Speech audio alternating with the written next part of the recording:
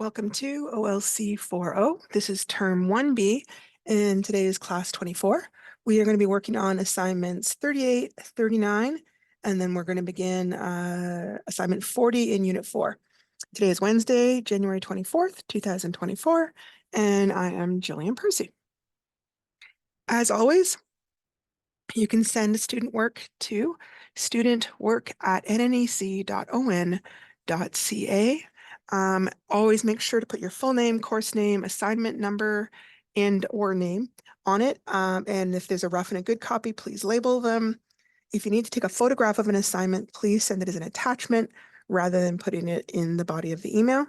If you need to catch up on an old class, you can check out YouTube, capital G, capital P, ERCY, space, capital W, AHSA. And for some crazy reason, this is asking me to sign out again. I'm sorry, guys. I literally signed out and I thought I had this all worked out. And yet it keeps doing this. Okay. There we go. Oh, okay, wait. Hang on a sec. Wrong password.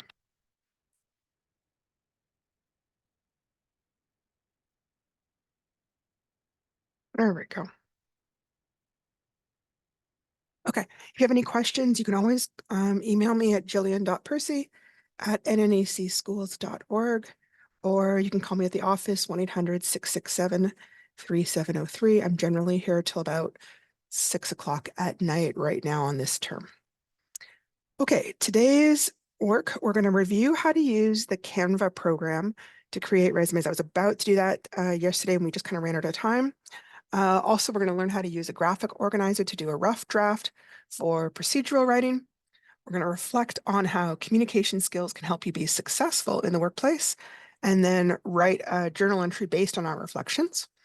Then when we switch to Unit 4, we are going to answer questions and make predictions about the characters in the novel, then finish the last 3 chapters, kind of have to do that part on your own, and then reflect and answer questions on what you've read, and discuss what you liked or disliked about the book. Okay, so yesterday we were talking about resumes, and I was just trying to point out this program to you, especially if you are actually looking for work right now, because it does a lot of the formatting for you, and it can be really, really nice. So here is the website. I have an account here, and if you want to save your designs, you'll need to do that too, but accounts are free. As long as you don't use any of the paid for graphics and stuff, then you don't need to worry about it. So if I was right here, I've just basically logged in, I would hit create a design, and right there you can see resume. I would just click on that. So now I've got a blank page. A lot of these resumes for some reason have like a page 1 of 2, and the second page is often like a cover letter. I don't particularly need to use that. So if I were going to pick something like this, apply both pages. I think there's a way to do it, not just maybe that page. Okay, good. Now there's no actual like proper text here. There's just this placeholder text, but you can see there's a spot for the person's address, their name. Summary, I would replace with the word objective. All you would need to do would be to click on it, backtrack, and put the word objective, because that's what we're doing right now. Experience, and you can see they've gone backwards chronological. That means you do the most current job. Like if you're working somewhere right now, you would list that job first, then the previous job and the previous job. If you are older, you may not want to put every single job you've ever had since you were 16. So for example, I'm a teacher, therefore on my resume, I only include my teaching work experience. So if you're applying for a job in a specific field and some of the work that you did, 20 years ago was minimum wage, retail stuff, and you're not applying for retail, then you don't have to include all of that stuff. Here's a spot for education. If you're not quite finished your high school, which you probably aren't if you're doing this, but I know I've got a few students who are, Then you could put something like graduation pending summer of you know, June 24th. Um, certificates could be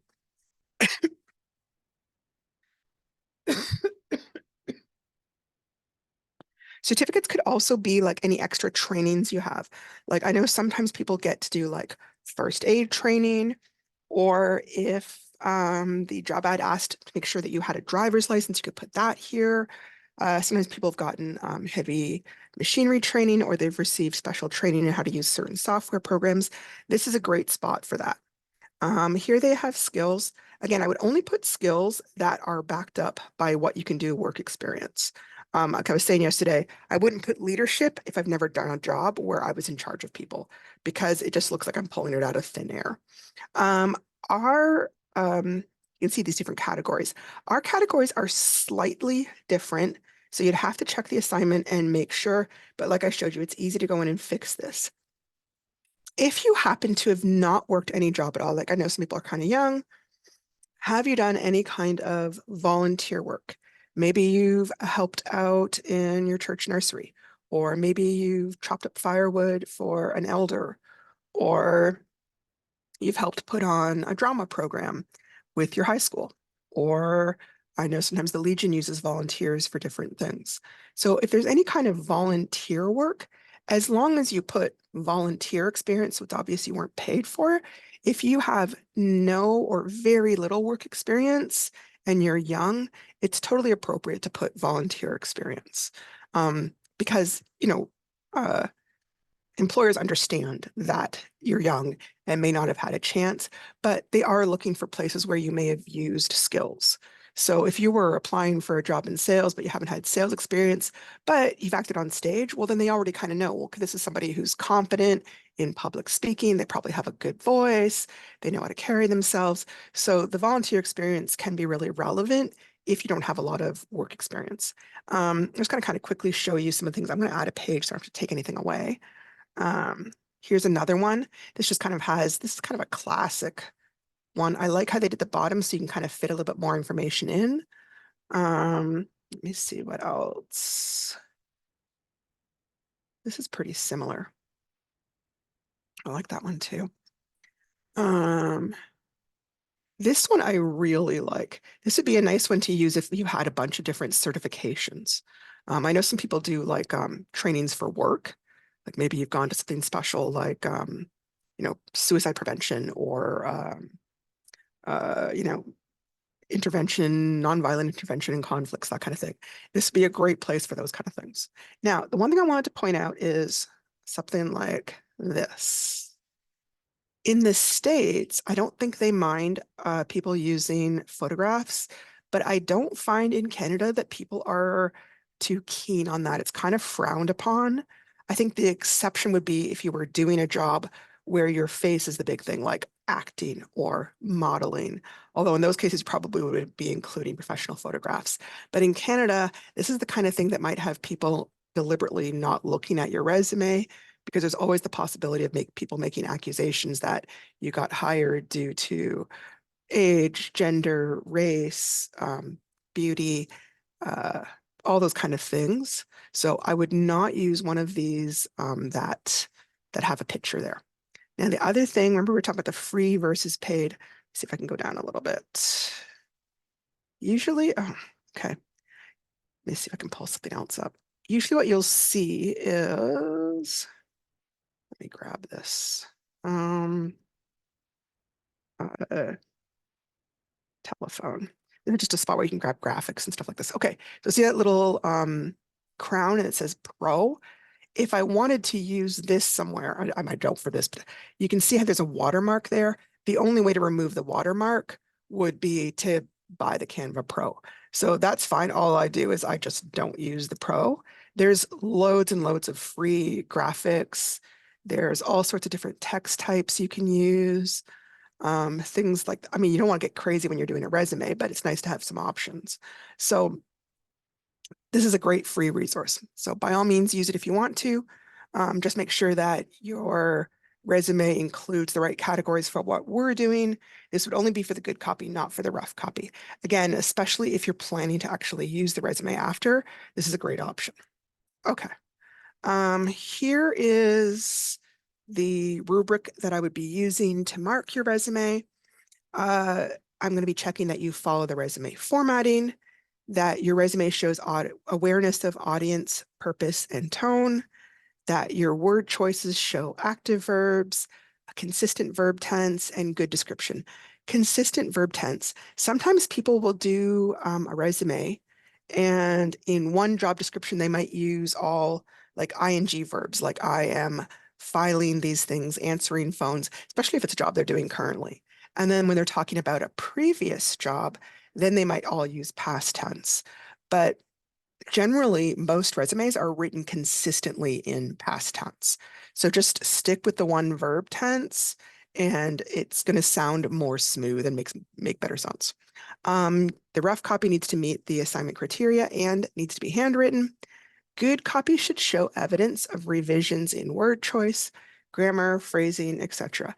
I know sometimes people put a lot of effort into the rough copy and then almost no effort into the good copy. All they do is kind of make it neater, but your good copy has to show some revisions. I am looking for that. It is a key part, and you will definitely lose marks for your good copy if you've not made significant revisions from your rough copy. Also looking that the good copy has been edited for spelling, punctuation, capitalization mistakes. If you have trouble noticing those things, ask a friend to take a look through things and help you. Or if you're at a spot where there's a tutor or a DEC helping people out, ask them to just take a quick look and give you some ideas, okay? Okay, so moving on to assignment 38. This one is where you're using an organizer for an information paragraph. And this stuff in gray is just the organizer. You've just learned how to create a resume with a template on paper. A resume can also be created on a computer using Microsoft Word. For this assignment, you will describe the basics of how to turn on a computer and open Microsoft Office Word. Your purpose for writing this information paragraph is to inform. Your audience is an adult who has never turned on a computer. How would this person even get started? Use the organizer that follows to guide your writing. This organizer, when completed, will serve as a rough copy of your paragraph and will have at least 5 to 6 sentences. So they've put the title as How to Turn on a Computer and Use Microsoft Word. So I'm aware that not everybody has Microsoft Word. It is totally fine to substitute whatever you do have. Like we all have the Google Docs because you're a student, we use Google for our student emails. So you absolutely would have Google Docs. Some people, if you're using like a Mac, I forget what it is. Is it something like Papers? I forget the exact name. Anyways, whatever you've got that is your word processing program on your computer, it's fine to use that, okay? So topic sentence. This is your opening sentence, and it's where you explain to your reader what you're about to teach them. So this is how you get started turning on a computer and setting up Microsoft Word. And then your steps. What do they do first? What do they do second? Then next. And then after that, you can use more, right? You could do then or after that or finally, because you might need more steps depending on what you're doing. And then closing. So this is how you get started using Microsoft Word, that kind of thing, right? Then you would write all this over as a compact paragraph. You would include these words, but in your own handwriting. So you wouldn't rewrite it in good on this exact same thing. You would type it or handwrite it yourself as one smooth paragraph, okay?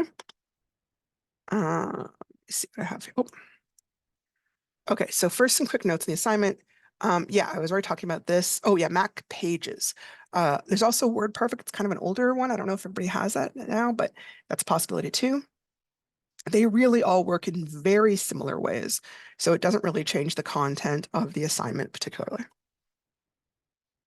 The big thing is getting the order correct. You have to start with helping them turn on a computer.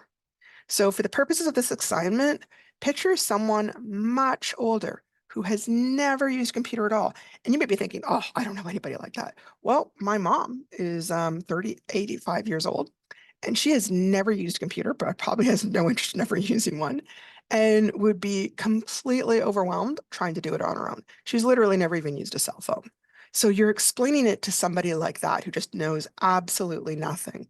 So in this writing exercise, I'm going to be looking at how clearly you give the directions. Remember, all they've got to do is learn how to turn the computer on and open up the word processing program. They don't even have to do anything. It's just getting started. So you really need to break it down into small steps so your audience doesn't get confused. Remember to use directional words like top, bottom, right, left, and don't forget to label what tool they're using, keyboard, mouse, etc. Okay, I'd already done this part. Um, you need to be very specific about where to find the button to turn the computer on. On some computers, it's really obvious, but on some computers, it's like a tiny little button underneath that someone who's older might not even see. Which side is it on? How would they know? Um, for the purposes of this assignment, you can just assume they have the exact same computer as you so that it's in the exact same place as yours. That's fine. Is there any way they will know that they've turned it on? And how long will it take to show up on their screen? Do they need a password to get into this computer or a username? And how do they find the word program? Sometimes the best way to do an assignment like this, where it's got to be step by step, is actually turn off your computer, go through each step, write it down as you go so you don't forget a step or get it out of order.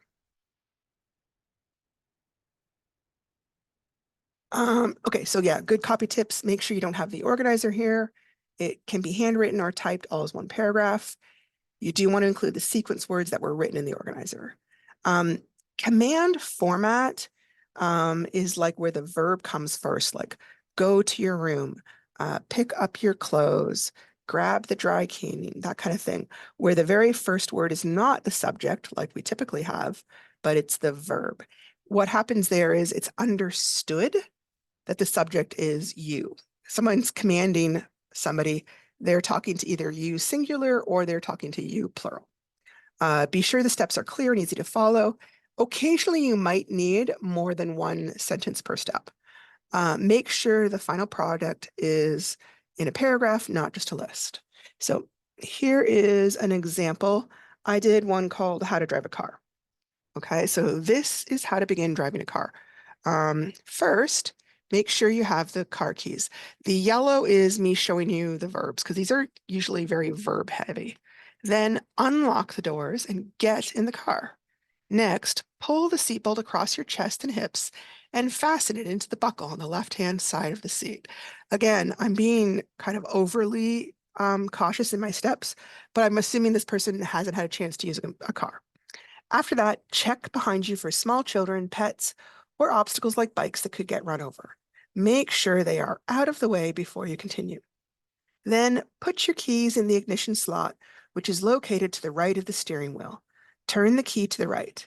At the same time, step on the gas pedal gently, which is the pedal on the far right. If you hear the engine start up, then you've done this correctly. If it didn't turn on, wait 5 minutes and try again. Remember, that's so you don't flood the engine, right? Once the car is on, move your foot from the gas pedal to the brake pedal, which is just to the left of it. Then keep your foot on the brake and put the gear shift into reverse so you can back out of the driveway. Now you can see here something really simple that we do automatically. Just getting out of your driveway can actually be a lot of steps when you have to break it down into little individual sentences for someone who's never done the activity before. This is just my first copy. I would probably go back and try and tighten it up and make it more clear if I was going to put through my good copy, right? I wouldn't just do the rough copy and hand that in. I would go through and try and make sure everything is as clear as possible, that it's not too long-winded, all that kind of stuff. Okay, so moving on to assignment 39. Assignment 39 is a journal entry on success in the workplace. It is worth 10 marks. You are to share your thoughts on how the ability to read, write, listen, and speak are all important communication skills if you are to succeed in the workplace. Your response will be a paragraph containing at least 5 sentences. Submit both a rough and a final copy of your paragraph. Normally with the journals, you just do one copy. So I just want to call your attention. This time you have to do a rough and a final copy. Also, when it says at least 5 sentences, you are welcome to do more. Like if you want to hand me in 10 sentences, that's great. But it can't be less than 5 sentences. I get pretty strict on that, and I will really mark you down if you try and hand me in just 2 sentences. Um, Sometimes people have misread this as how to be successful in the workplace.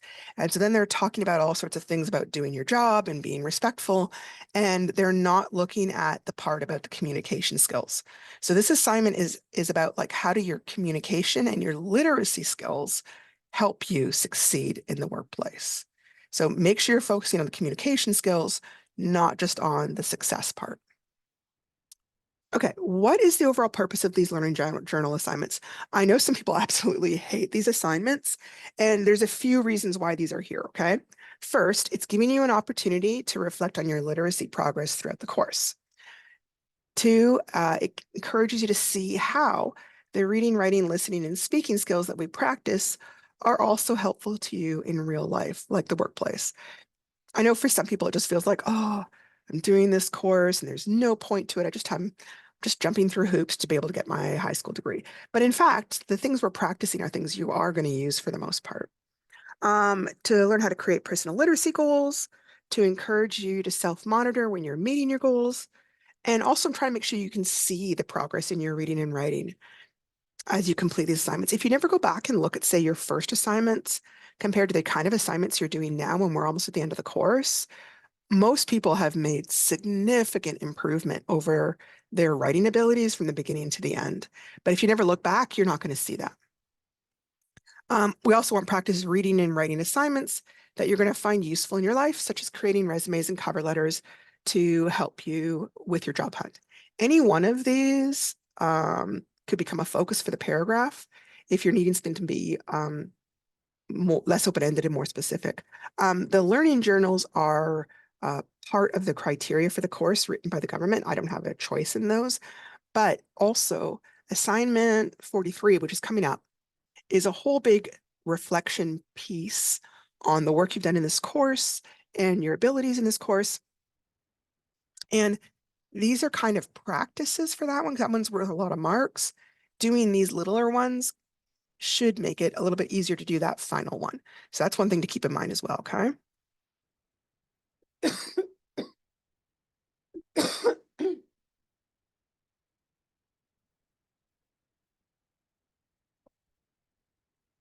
Okay, so this particular journal wants you to look at 3 things: the workplace, literacy skills, and you, which is kind of implied, and how all these items work together.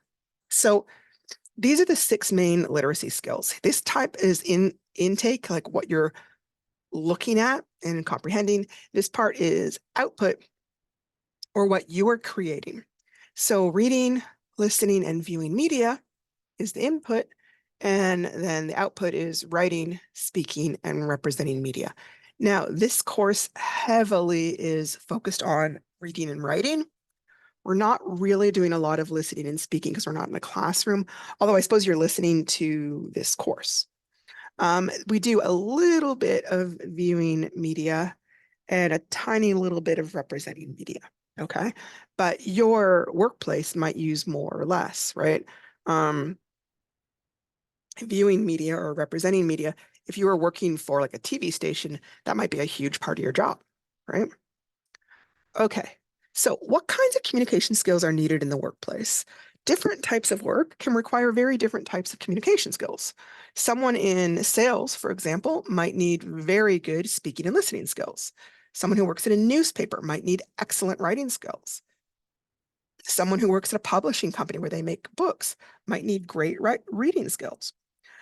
Certain professions can lean very heavily on just 1 or 2 types of communication skills, but almost all jobs are going to involve some sort of communication with people, either in person, electronically, or digitally. So even a job like if you're doing night security all by yourself, usually there's still like a logbook that you've got to keep, or you're responsible for answering phone calls.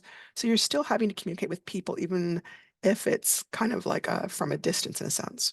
So there's things like emails, phone calls, letters, presentations, new software manuals, There's going to be discussions with your bosses or your supervisors. There might be sales and marketing presentations, conversations with coworkers, staff handbooks, Zoom meetings, uh, staff meetings, all those kind of things.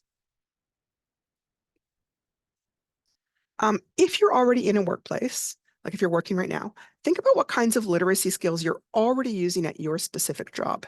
And if you aren't already working, what do you imagine might be the literacy skills that you need? So some things that you might need to be reading, maybe you got to read the staff handbook, sick leave policies and pension plan information, COVID procedures, student assignments, textbooks, reading emails or reading complaint letters or invoices or orders if you're like a waitress. Writing, might have to be writing lessons, emails, writing notes on marking, writing comments in our database, write reminders to myself about important job tasks. Maybe you're writing letters to try and get proposals or doing fundraising, all sorts of things. Okay, speaking. Maybe you're making phone calls, asking the boss a question, having a conversation with a coworker. Maybe you're helping out at a promotional event or talking to students or making sales. Listening, interpreting the boss's instructions, listening to procedures on how to do things, or listening to a coworker's conversation, or to customers, or to student questions and concerns. Okay, so here is just kind of some tips on workplace speaking skills.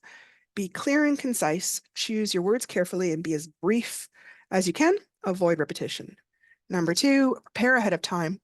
Know what you're going to say and how you are going to say it before you begin. Brainstorm any potential questions or disagreements so you're kind of ready for them. Number 3, be mindful of nonverbal communication.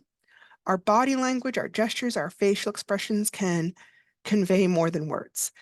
We are more likely to believe nonverbal signals over spoken words if the two are in disagreement. So if your boss walked up to you, but he had a frown on his face and he said very angrily, "Great job," a lot of times you're going to be overlooking the word "great job," which sounds like it's a compliment because his nonverbal cues are telling you he's angry. So maybe the great job is being sarcastic, or maybe he's jealous or whatever. So we tend to believe the nonverbal signals. So we got to be mindful of what nonverbal signals we're using. Watch your tone. Tone is especially important if you're having a disagreement with somebody or if you're in conflict with them. You also need to be mindful about your volume, your projection, and your intonation so they match your goal. Some people have more naturally loud voices than others. I, for example, am one, which works really great if I'm teaching in a classroom, but maybe doesn't always work as great if I'm in a small room talking. So I have to be mindful that I'm not talking as loudly as just as natural to me, because it might intimidate people or make them feel like I'm mad or something like that. So that's something to be thinking about too. Build your emotional intelligence. Helps to understand your own emotions and triggers, and empathizing with others can make difficult conversations easier.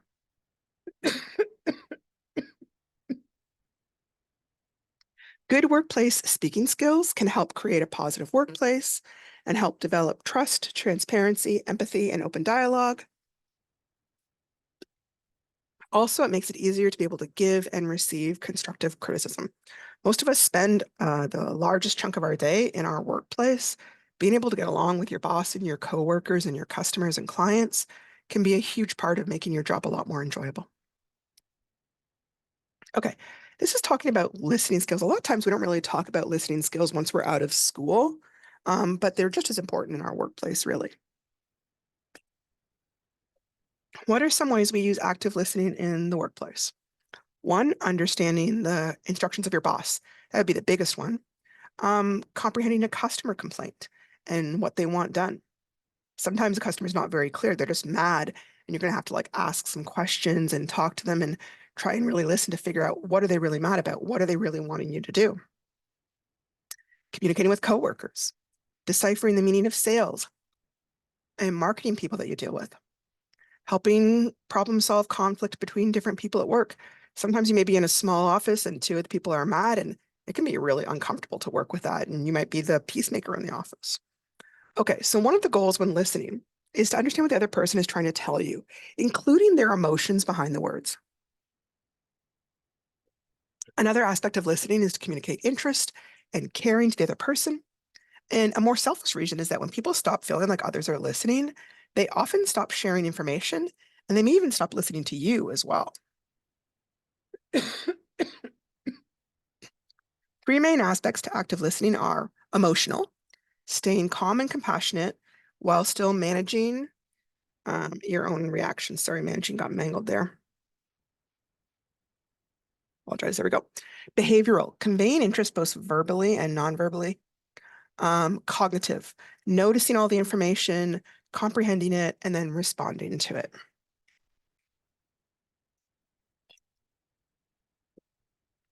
Here are some tips for active listening. Repeat people's last few words back to them.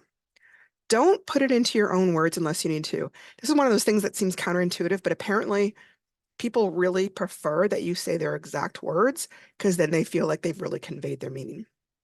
Offer nonverbal clues that you're listening, but only if it comes natural to you. Eye contact, attentive posture, nodding, and other nonverbal cues. Now, they added that only if it comes naturally because some people, like, say, if you're struggling with autism or Asperger's, you may have a really hard time making eye contact. And if you get overly focused on making eye contact, it can be really hard for you to actually listen and understand. Sometimes just give the person a head up and explain, I know I don't make great eye contact, but I want you to know I am listening. It's just easier for me to listen if I look a little bit away, that kind of thing. Pay attention to the nonverbal cues of yourself and of the other person, okay? Nonverbal cues such as the tone of voice, their facial expression, and their body language are usually where the motivation and emotion behind the words is expressed. Sometimes somebody may seem upset non-verbally, but verbally they're sounding everything's fine. And you kind of have to really listen and again, maybe ask some questions to find out what's really going on because you don't want to always just deal with the surface. Ask more questions than you think you need to. Lots of times once we walk away, we're like, oh, wait, I should have asked about this, this, and this. Take the time to ask more questions right up front so you understand what you need to do. Minimize distractions as much as possible. If you're like eating or drinking or on your phone, you may not be listening as well. And certainly you may be giving the impression to the other person that you're not listening very well either. Also, acknowledge your shortcomings. Maybe you just got off shift and you're super tired, or you came in really early, or you've done a double shift. Let people know if you're having a rough day. Like, hey, I'm trying to listen, but just letting you know I'm a little bit tired. I might be missing a few things. Is this what I'm hearing you tell? Sometimes you might be already upset about something. Someone's sick, the boss just chewed you out, whatever. And sometimes if someone's talking for a long time, you may have just lost track of what they were saying. You just daydream to the middle. They might kind of say, oh, I was good up until you said this. And then I'm sorry, I kind of lost track and got a little confused. Also, don't rehearse your response while the other person is talking. Sometimes when someone's talking, immediately we get kind of defensive and start planning what we're going to say back. And when that happens, a lot of times we stop actually listening to what they're saying and we may be missing out on information. 10, monitor, and I would say manage your emotions. If you're getting upset, be aware of that and take some steps. Maybe you need to say, I think this is a really important conversation, but we're both kind of upset right now. And maybe we could cool off and just kind of write a note about this or come back to this in an hour or so when we've had time to think about what's really important so we don't say anything we regret, that kind of thing. So those are all just some tips for active listening. They work at home, but they also are important in the workplace. How do all these literacy skills we're talking about affect you in the workplace? Obviously, no one job is going to need all these skills all the time. So think about either the job you have or the job you want to have. So maybe right now you are, supervising at the health authority. But maybe you're hoping next year to become a counselor. Okay, well, what jobs would you need? What skills would you need for that, right? Or maybe right now you're the assistant manager of a store and you're hoping to move up and become the manager. What better reading and writing skills would help you do your job better? Or what better speaking and listening skills? If it's a job where there's a lot of media, what better media skills do you need? How would better skills in these literacy areas affect yourself? Could it mean a raise or a promotion or maybe more job satisfaction? How could it affect your clients or your customers, your coworkers, your immediate supervisor, your head boss, your suppliers, your other businesses you deal with? So, for example, let's say you're great when customers are friendly, but when customers are unfriendly or upset, you have a really hard time keeping your temper while they're, getting upset or chewing you out or whatever. If you lose your temper and start yelling at a customer or something, and you've got like 20 employees that also work with you, sometimes it becomes one of those things where everyone now looks like they've got short tempers. Somebody may like complain, well, whenever we go in there, people always say this. And it's like one small thing, but all of a sudden it's affecting a whole bunch of other people. So that would be an example of how improved literacy skills could help your coworkers and your clients, those kind of things. Okay, so writing your journal, just like any other paragraph, start off with the topic sentence. What is your big idea? What is your overall opinion or your ideas on how better literacy skills can help you in the workplace? Try to give at least 4 or 5 ways better skills could help you be more effective in your workplace. I've tried to give you kind of a bunch of different ideas. You're not going to be able to incorporate all of those into one paragraph. Just pick the ones that you think are most important for the kind of job that you're doing or want to do. Then make sure you write a concluding sentence that rephrases or restates the opening topic sentence. Okay, at that point, when you've done that, you are then finished Unit 3. And then we are on now Unit 4, which is the very last unit in the course and doesn't have a whole lot of assignments, but most of the assignments are really big.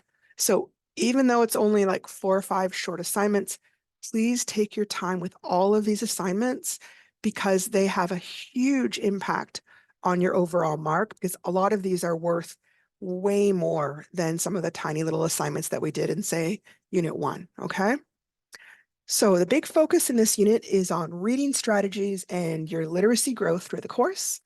By the end of this unit, you'll be able to write a summary on an author's biography, assemble a literacy portfolio that demonstrates your growth, complete your ongoing literacy and reflection journal, write a multi-paragraph opinion essay on your growth in reading and writing, complete your term-long reading log, demonstrate your understanding of a novel through close examination of the characters, identify reading skills,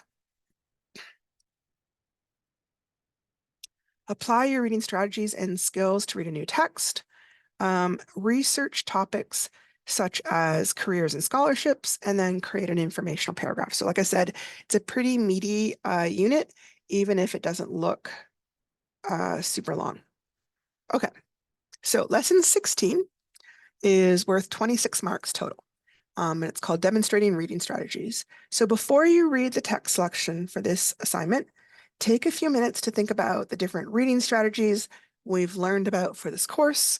Here are some keywords and phrases to help jog your memory and get you in a reading frame of mind.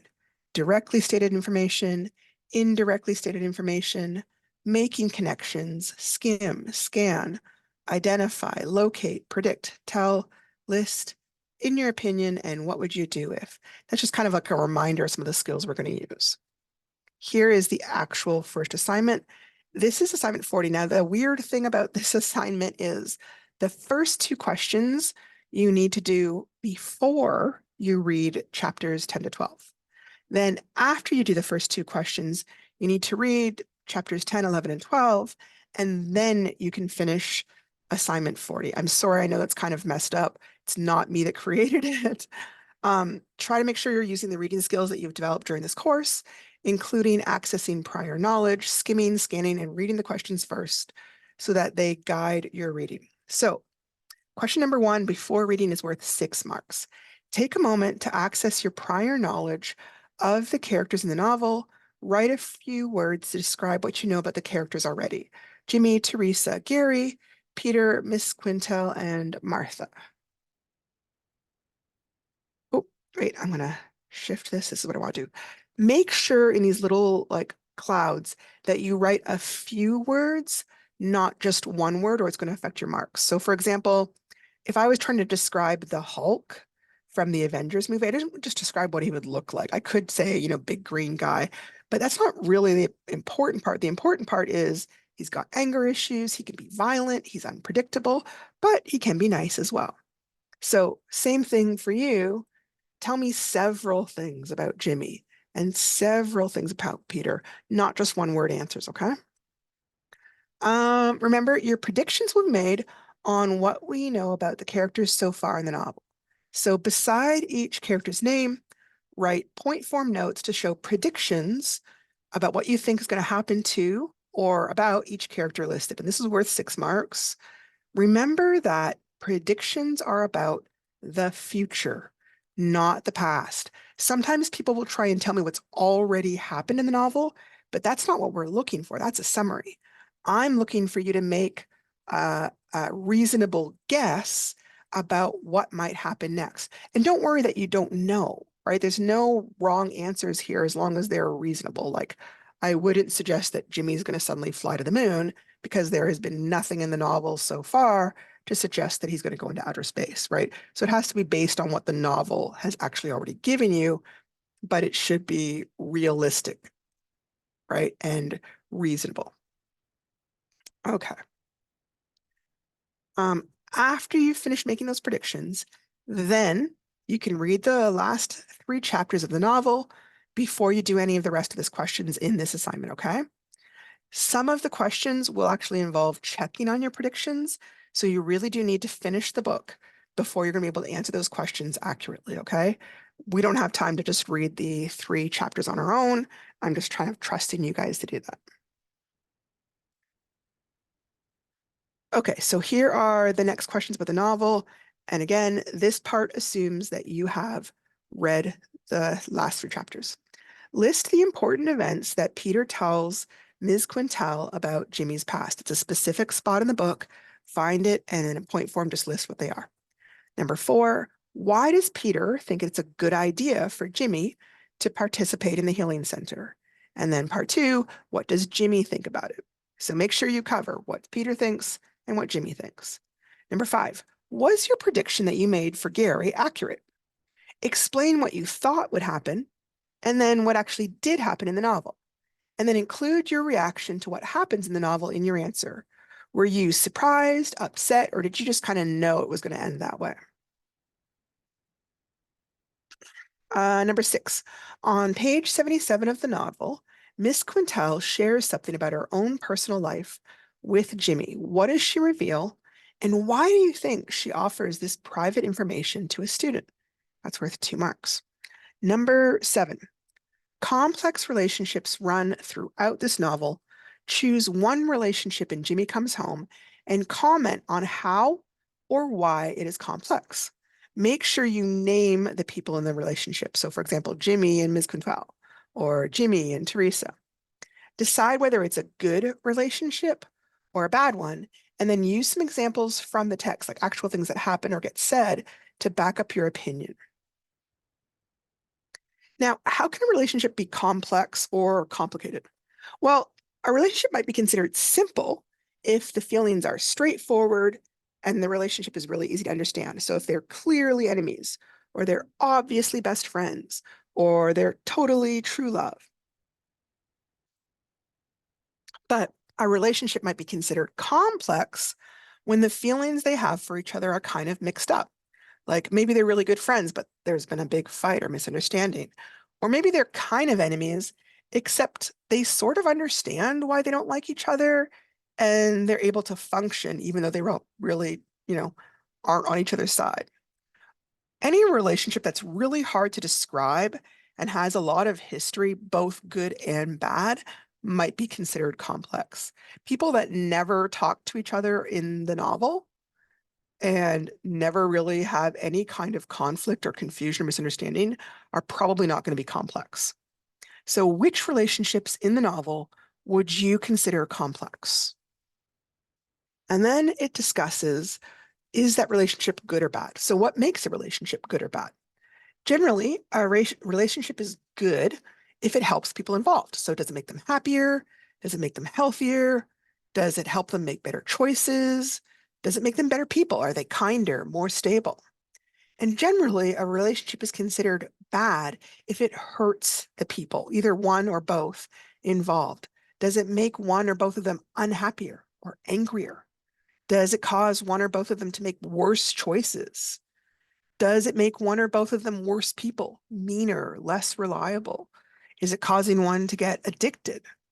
Do you consider the relationship you picked to be good or bad? And what are the reasons you think so? And again, it doesn't matter which one you say, as long as your reasons are appropriate for what's happened in the novel. You can't just say, like, well, I just think so, right? It's got to be based on what's actually happened in the novel. Okay, we're nearing the end here. Question number 8. At this point, you should have finished reading book 1 of the Green Star Lake series. What did you think of it? Rate how you liked the book from 1, which would mean you didn't like it at all, to 10, absolutely loved it. And then give at least 3 reasons for your rating. So things that you might have loved or maybe hated about the book, the characters, the plot of the story. Maybe you like or don't like the genre, which is realistic or fantasy, science fiction, romance, mystery, horror. Maybe you love or hated the overall message or theme of the book. Maybe you didn't like the dialogue or loved it.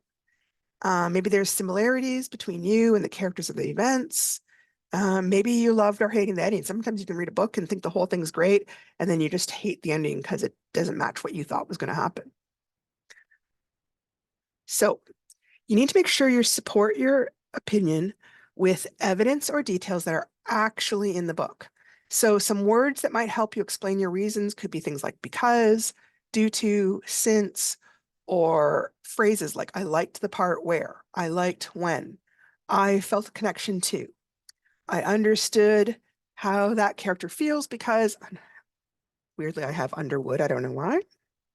Okay, so here is an example of mine. I based it on Harry Potter because I figure a lot of people have read that. You obviously would be doing Jimmy Comes Home. So I might say, I loved the character of Harry Potter because even though he was very powerful, he was still very kind. I enjoyed the world of magic, the owls as letter carriers, wands made from various items, unicorns in the forest, mermaids under the sea, and terrifying dragons. I also liked the theme of friendship between Harry, Hermione, and Ron Weasley. They always used their talents to help each other when they faced danger. So I've told you what I liked. Other people might have the exact same reasons, but hate it. Maybe they hate reading about magic. Maybe they didn't like the friendship with Harry, Hermione, and Ron because they thought Harry and Hermione should get together. So don't worry about right or wrong answers. There aren't any right. You can love the book or hate it. It doesn't matter. It will not change in any way how I mark it. Okay. I'm just looking for whether you can explain your reasons well, not what your actual answer is. I'm looking for the writing and the thinking, not this is the perfect opinion and you've got to match mine. I don't care if we think the same way, right? It doesn't matter to me. It's not important as far as this goes. Okay, so tomorrow we're going to tackle 41 and maybe 42, and then we'll try and finish up on Friday if we can. Again, this is the last week of this course. If you're having any problems, please give me a phone call or send me a message. I'd be happy to talk about things, okay? Thank you so much for coming out, and we are going to finish up now. Goodbye, guys.